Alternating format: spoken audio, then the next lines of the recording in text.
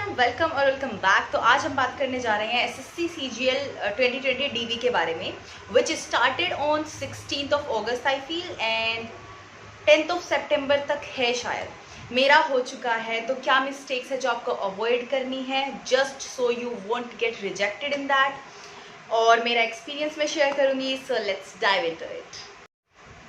मेरा DV 17th को हो गया था। I know it's pretty late to make this video and tell you about my experience and the things that you can avoid, but better late than never, right? First of all, I'll be talking about the documents that you need to present there. I have written those all out.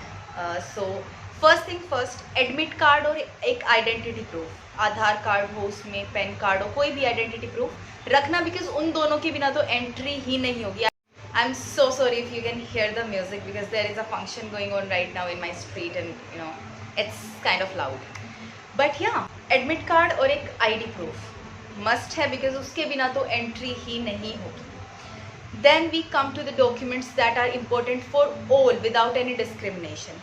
10th के certificate and marksheet, then 12th के certificate and marksheet, फिर graduation degree and marksheet. Marksheet consolidated हो वो भी चलेगी, because DU में तो मिलती ही नहीं है सेपरेट ईयर्स की, तो वो भी चलेगी और सेपरेट भी चलेगी।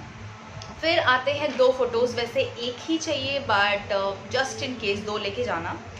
अब बात करते हैं जो लोग गवर्नमेंट एम्प्लॉय है, आपको NOC ज़रूर चाहिएगा, that is a must. Then अगर आप किसी कैटेगरी लाइक रिजर्व्ड कैटेगरी से बिलोंग करते हैं, SC ST OBC, तो उसका सर्टिफिकेट होना ज़रूरी है। देन वी कम टू, हाँ, if you are specially abled तो अपना जो सर्टिफिकेट है वो लेके जाइएगा। अगर आप एक्स सर्विसमैन हैं तो आपका जो डिस्चार्ज सर्टिफिकेट है वो भी चाहिएगा। देन पोस्ट प्रेफरेंस फॉर्म, जिसको कि ऑप्शन फॉर्म भी बोलते हैं, वो ड्यूली फिल्ड लेके जाइएगा। दो कॉपी लेके चले जाना, एक भर के और एक लाइक ब्लैंक, ताकि अगर आपको कुछ एडिट करना हो after getting some information from your peers तो आप कर सकें। एक होगा कैंडिडेट डिटेल फॉर्म, जो कि आपके एडमिट कार्ड के ही नीचे मिलेगा आपको, वो भी आपको भर के लेके जाना है और वहाँ पे प्रोवाइड करवाना है, ठीक है। Last but not the least, photocopies सारे इन डॉक्यूमेंट्स की जो मैंने अभी अभी बताए हैं, और सेल्फ अटेस्ट करके लेके जानी है। 2 कॉपीज़ रख लेना, वैसे एक ही चाहिए बट 2 रख लेना जस्ट इन केस।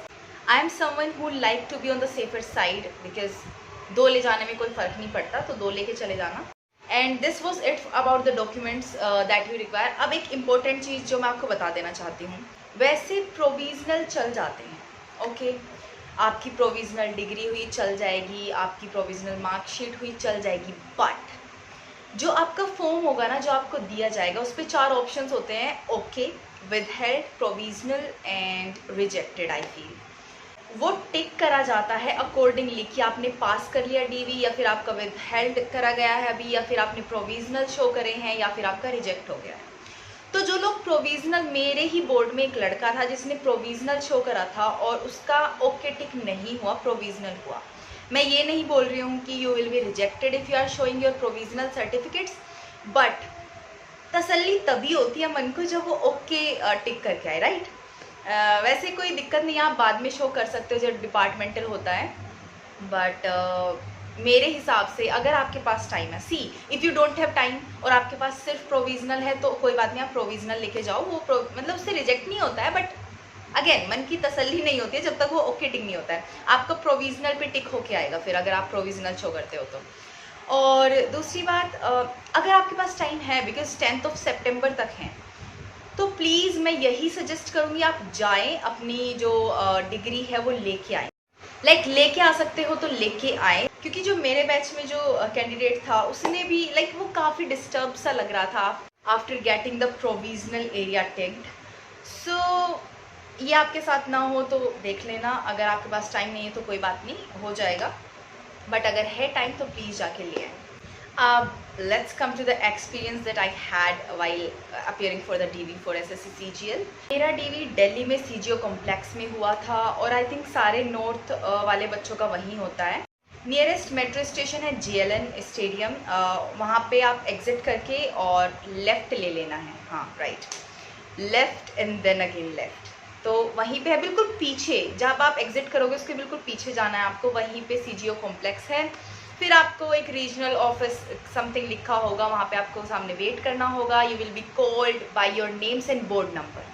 वो आपका नाम और बोर्ड नंबर कॉल करेंगे और फिर आपको अपना एडमिट कार्ड दिखा के अंदर चले जाना है। 3rd फ्लोर पे हुआ था।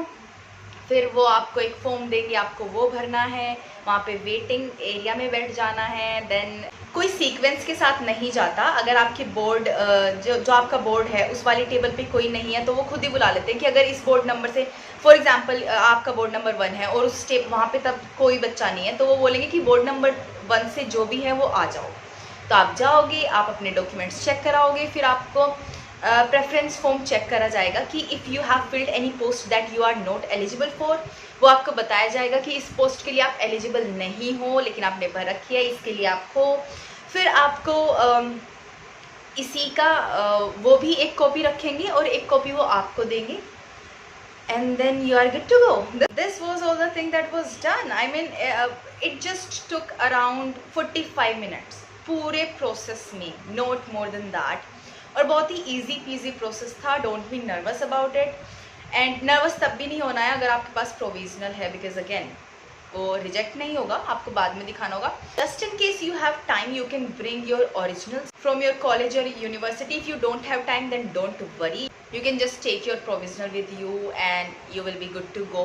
फिर आपको वो बाद में दिखाना पड़ेगा। Okay, so yeah, good luck with your DV and I will see in the next video. Till then stay happy, healthy and bye.